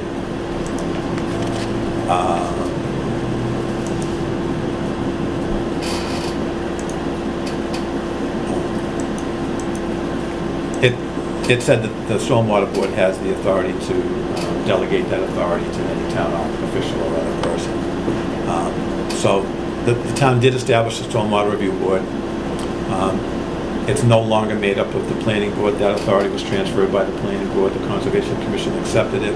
I don't have the date that was done, but it's in our minutes, and we can have that available if anybody wants to know. Under administration, the Stormwater Review Board shall administer, implement, and enforce this bylaw. Any powers granted to or duties imposed upon the Stormwater Review Board, well, here it is, may be delegated in writing by the Stormwater Review Board to its employees or agents. That's not it. But we have the right to give authority to have the power to enforce this and administer this. Stormwater regulations. The Stormwater Review Board may adopt and periodically amend rules and regulations relating to the procedures and administration of the stormwater management bylaw. Said regulations may include post-development stormwater management criteria. And again, the DEP handbook is the minimum, but the board has the right to increase them and make it more protective if they desire. Regulations may be adopted by majority vote of Stormwater Review Board after conducting a public hearing to receive comments on any proposed revisions. Such hearing date shall be advertised in a newspaper of general local circulation 7 days prior to the hearing date.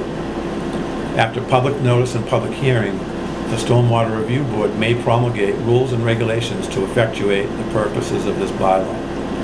This doesn't require any town meeting vote, none of that. You have public hearings, you take the comment, you discuss it, and then you decide whether to pass it or not. You will be drafting the regulation. It'll be a regulation that we draft.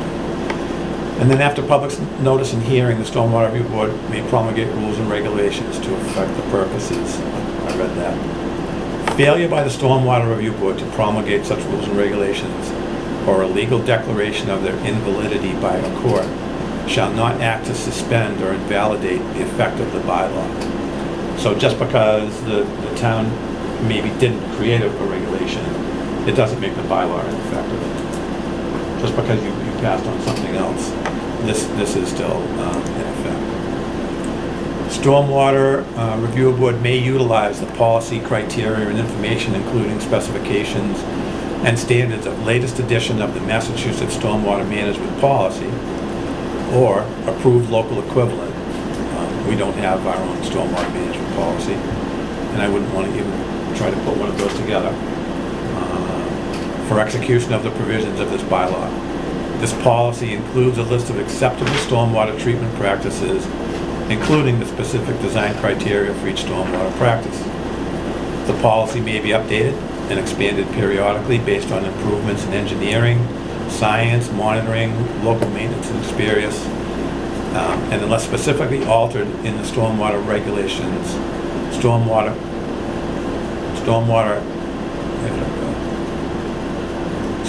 management practices that are designed, constructed, and maintained in accordance with these design and sizing criteria will be presumed to be protective of Massachusetts water quality standards.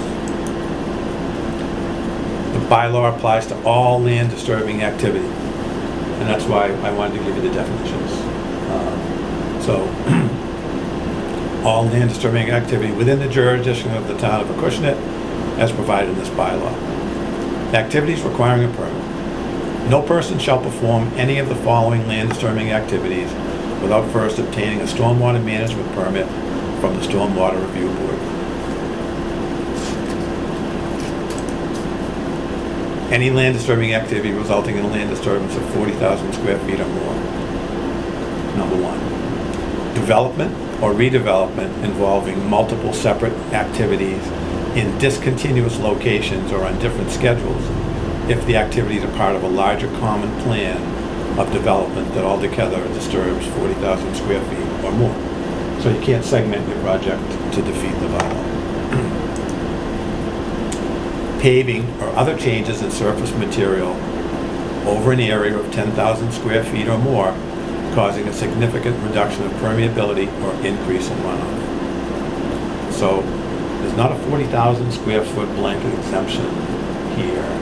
There are activities that go below that. So paving or a change in surface material that affects a reduction in permeability requires the permit. Construction of a new drainage system or alteration of a new drainage system serving a drainage area of more than 10,000 square feet. So some of your less than an acre house lots have a drainage system serving an area of more than 10,000 square feet. That's a quarter of an acre.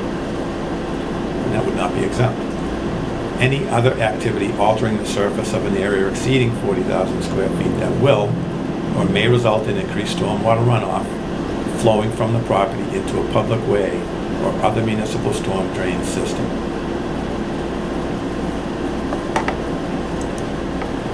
Construction or reconstruction of structures where more than 5,000 square feet of roof drainage is altered. Pretty big roof. This is a tough one here. Construction or reconstruction of stone walls or any other retaining wall over 12 feet in length. We have a lot of projects that people are building stone walls longer than 12 feet. So it is to be regulated. An alteration, redevelopment, or conversion of land use to a hotspot, such as auto salvage yards, auto fueling facilities, fleet storage yards, commercial parking lots with high-intensity use, road salt storage areas, commercial nurseries and landscaping.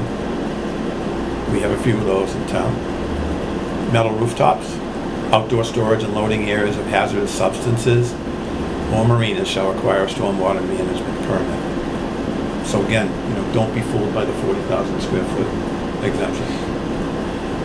And it says, or any other land disturbing activity not exempt from this bylaw in accordance with section 5B. So this is 5B, exemptions. The following land disturbing activities may be performed without a stormwater management permit. Any activity that will disturb an area less than 40,000 square feet. This exception may not be applied for contiguous properties that may have been subdivided and are attributed to multiple separate owners. Normal maintenance and improvement of land and agricultural use as defined by the Wetlands Protection Act, 310 CMR 10.04. Maintenance of existing landscaping, gardens, or lawn areas associated with a single-family dwelling. Repair or replacement of an existing roof of a single-family dwelling, as long as it's less than 5,000 square feet. The construction of any fence that will not alter existing terrain or drainage patterns. So if fences are touching the ground, they could alter the drainage patterns for there. So, wildlife. Yep, yep. Construction of utilities, gas, water, electric, telephone, other than drainage, which will not alter terrain, ground cover, or drainage patterns. That could be tricky, like to put in gas lines and water lines without altering terrain. Emergency repairs to any stormwater management facility or practice that poses a threat to public health or safety, or as deemed necessary by the Stormwater Review Board. And these are exemptions again. Construction or reconstruction of stone walls and all other retaining walls less than 12 feet in length are exempt. I know. EPA made this up, not us. Any work or projects for which all necessary approvals and permits have been issued prior to the effective date of this bylaw, 2007. Administrative review of certain exempt projects. So any land disturbing activity, and I have to emphasize that any land disturbing activity which is exempt from the permitting requirements of this bylaw and which is performed in connection with a project for which a building permit is required shall be reviewed by the Stormwater Review Board to ensure that the design, testing, installation, and maintenance of erosion and sediment control operations and facilities shall adhere to the standards specified in this bylaw. So even if you're building a single-family house and it's under 40,000 square feet, you still have to demonstrate that you're going to control your stormwater. That's what that says. It still has to be reviewed by the Stormwater Review Board. We're not gonna go around asking everybody to get a peer review on this now, are we? Well, let me tell you something. Today would be my last day if we're going back to 2007. This is going forward. And I don't know that everything needs a peer review, but we'll get into that when we get into the regulation. You guys have the ability to set these standards, but they have to be set. And all this was cast in stone in 2007, and nothing's been done to fix it. And as I put this all together, I was saying, this is a lot. This is a big burden, not only for the applicant, but for the Stormwater Review Board. Applicants for a building permit will submit to the building inspector the documents required in Section 9 of the Acushnet zoning bylaw to obtain a building permit. The building inspector will distribute the application to the Conservation Commission. This has not been happening. Projects shall be reviewed by the conservation agent concurrently with the building permit process. Currently what happens is we have an electronic permitting system. I get an email from the building department that the permit's been approved for. Here's the address, and I look it up on GIS. If I don't see any wetlands or any habitat or anything, I go drive by because GIS isn't always right, and I took a look at it and I sign it off. But I really don't know what the project is. I know the value of the project, but I haven't seen the plans. I haven't seen anything, and that's led to some issues already. So during the review, the agent will provide guidance materials and conditions to bring the project into conformance with the objectives of this bylaw. So we're in the design business too. If the agent finds that the project fails to meet these conditions, project proponent may be required to submit a full land disturbance permit application in accordance with this bylaw and the regulations enacted by the Stormwater Review Board. That's what it says. Yes. Now, these can all be changed. This is a boilerplate form. And I don't know how they inserted the Conservation Commission into something that was a planning board issue, but they did in the bylaw. You weren't asked if you wanted to take on this responsibility for an MS4. Redevelopment projects defined as any construction alteration or improvement exceeding land disturbance of 5,000 square feet. So for redevelopment, 40,000 square feet doesn't apply. It's 5,000 square feet. Where the existing land use is commercial, industrial, institutional, or multifamily residential. It's presumed to meet the specified stormwater management requirements described in the rules and regulations. And here's the hook: if the total impervious cover is reduced by 40% from existing conditions. So the only way you can be exempt in the redevelopment project is to reduce impervious surfaces by 40%, and that's a lot. Yeah, especially when you start adding 5 buildings and 5 roofs and all of that. Yep. So where site conditions prevent the reduction in impervious cover, stormwater management practices shall be implemented to provide stormwater controls for at least 40% of the site's impervious area. When a combination of impervious area reduction and stormwater management practice implementation is used for redevelopment projects, the combination of impervious area reduction and the area controlled by a stormwater management practice shall equal or exceed 40%. And that's a tough lift. That's pretty onerous. But I didn't write it.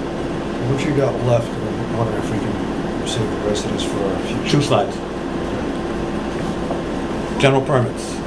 Stormwater Review Board shall have the authority to develop a general stormwater management permit for specific types of projects such as construction of a deck, a patio, retaining walls would be important, existing driveway expansions, sheds, and swimming pools. Any such general stormwater management permit requirement shall be defined and included as part of any stormwater regulations promulgated as permitted under Section 4 of this bylaw.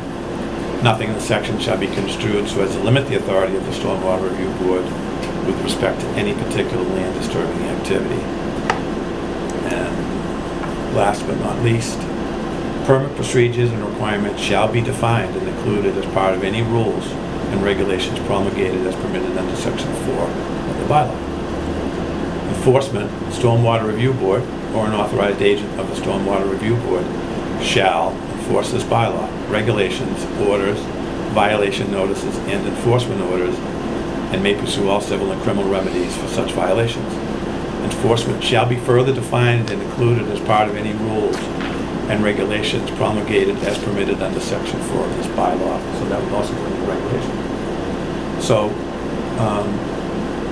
we have a lot of work to do if we're going to make this into a stormwater bylaw and regulation that doesn't burden the residents, but also meets EPA's requirements. So if we focus on of what the minimum protection is, and stick with the minimums, and if anyone thinks of situations where the minimum didn't work, then we may want to require a widget instead of whatever. Yeah. But that's going to take some thought and some discussion. So let's go back to Ryan's original question of, What, you just read our bylaw to us. Yes. That's already in place. Yep. What in this bylaw is not in compliance? With what in the bylaws? Not in Yes, compliance? yeah, that's what you said. Well, No, I said the regulation is not in compliance. the regulation, so what were you trying to pass at town meeting last year? The past town meeting? Amendment to the regulation. No, you said we make the amendments to we make the We do. regulations. We do now. Yes. So That was something that was done through the planning board, through the town administrator, through Conoco. And we can go through that when we get to the regulation thing next meeting. Right, but you said it had to be passed by the town in order to be in compliance. There's a change in the bylaw. Yeah, why was there a change in the bylaw? To take it from 5,000 to 40,000 That square was already, feet. no, there was a lot more in it also, though. Well, I don't have any more on that. If you've got some information, bring it to the next meeting. Well, I mean, this wasn't the exact thing that was in the town warrant. My information is that the town warrant was a change to the regulation, that the bylaw had, no, wait a minute. So this is what was on the warrant that you found, correct? The bylaw? This bylaw was what you brought up when I said the bylaw didn't pass at town meeting because I didn't present it. I was told there was no time. At the town meeting in 2022 that we had just had, there was a different bylaw, and it got tabled immediately. It was Yeah. different, it was different than this. It got tabled because we had already adapted the 40,000 But there was different square. changes in it. They Oh, had, than just the There- 40,000 There was square something feet. about the 80% TSS removal, that was an EPA requirement. I have an email from Conoco on what that was. I'll forward that to the commission tomorrow on what that was. I'm not gonna guess at it. But it sounds like, but I think what you had asked for was, so there's what's in place now as of May 10 of 2021. Yep. And I mentioned 6 months ago that none of that registered in my brain until I looked at the date and I realized I was in Colorado because my dad was in his final days, so that, Yep. I missed that. And then when we had the most recent town meeting, there was something else slightly different Yeah. than what was passed at May 10. So what Ryan is asking, let's have May 10, 2021 next to proposed April 2022. And we were under the Well- impression that that had to be passed in order to be in compliance. It did. So what are the The policies? So, 80%. so all I wanted was Yeah, and I just told a you. side by, no, but, And I I mean, just you told could you. have put it in your presentation. Telling me This, is one thing. this was enough to get you up to date on the bylaw. I read the bylaw. I had, and I MS4. brought the bylaw But with everybody me. else didn't. And Everett asked for some instruction on it. So Here we why, did. so you just read us the bylaw, but if it's not in compliance, why even, The bylaw is in compliance. oh, it is. Hold on. Hold on. The bylaw is in compliance with the changes that were made. There are other changes that are required. If you're trying to put me on the spot. No, I'm not- I'm No, not- no, hold on. If you're trying to put me on the spot, you should stop right now. I'm just curious. you should stop right now. Because I had asked for this presentation to show what wasn't in the bylaw. You just read And us. yes, and The I bylaw decided- that currently exists and is currently, Yep. And I work for the chairman, who sits to my left. And I Okay. made the decision to put together a presentation on what MS4 was and what the bylaw is, so that everybody would understand all the definitions and all the requirements for us as we get into the regulation. The yeah, regulation's next. Don't put the cart before the horse. I understand the regulations, Okay. but we don't, that don't need to go to town meeting to pass. It's I in the know bylaw that we can. I know that, but I wanted you to understand what this is about. All right, so I want And what you I'm trying, refused to what do I'm that. trying to understand is what was at town meeting No. that got tabled, and we were told we were not gonna be in compliance, but now you're saying we are in compliance. You're putting That's words what in I my want. mouth. It's all public records, and I'll look at the minutes. I'll You I'll just seem to provide them. jump, joy busting my chops at these meetings. No, Yeah, For the next meeting, Chairman. yeah, what would be useful for all of us. yep. I'm definitely speaking for me, and not speaking for you, is those items that were proposed for this past April, Yeah. And now we're tabled. which ones of, and get tabled, which Yeah. ones of those need to get passed to bring us to make May 10, So 2021? I, So in other words, we got the thing that's mostly in compliance, and we had this thing that was proposed, which will be, I guess, full compliance or enhanced compliance. Can we see those specific provisions? absolutely. Okay. And that's what we mean. But I'm gonna tell you that a good reason for this was exactly what happened tonight with Morton Lane, where she's saying it's 40,000 square feet, it's exempt, everything. I don't need to build the road. You do. You do. So, But in that this was the case, reason for this. both of these things can be true. Yes. Your presentation and our request for Yeah. that I thing. mean, if I wasted my time, tell me so, but I No, don't think I did. I was taking notes and I learned some things. Yeah. But for the next time we meet, or if you can get it to us earlier via email, let's see what Yeah, those we can pieces compare, of yeah. what was tabled would make us, I don't know if it's enhanced compliance or fully compliant, so that way EPA leaves us alone and we can. And I don't mind doing have it our by email, reports. but I think it's important that the public knows what the commission's doing and what the changes are and why we made the changes. And that was the reason for going to this work. Sure. Was to. No, I to spell it agree. out. I agree. It's also on the town website, and you know, and it was presented it was presented to the planning board and the bylaw committee, wasn't it? I have no idea. I didn't present it. I was told there was no time for it to be on the warrant. But it was on the warrant. It was I on know the that, warrant, but and I it was got told, tabled. but I was told by the town administrator, Julie Hebert, that the warrant had closed, and there was no time to get it on, to do it to the next town meeting. And that's why I insisted that it didn't get changed to town meeting. I was told, and I didn't go to town meeting, I had COVID. So Ryan found it, looking at the warrant for Right. 2021. Right. So if he could find that, he could do a comparison between that and the stormwater bylaw and answer his own question. But I would prefer that everybody knew it. Yeah. So let's, so if possible, have it to us prior to the next meeting by email, so that way, if it doesn't get Yeah. discussed, we're all, Yeah. But you just Well-versed said in- we were in compliance. any of us can answer the question, even though we're gonna discuss it. Okay. Motion to adjourn. Yeah, I think we don't, yeah, everything else is done. Next meeting will be September 28th. We have a second. Second. All in favor? Aye. All right, adjourned at 8:24.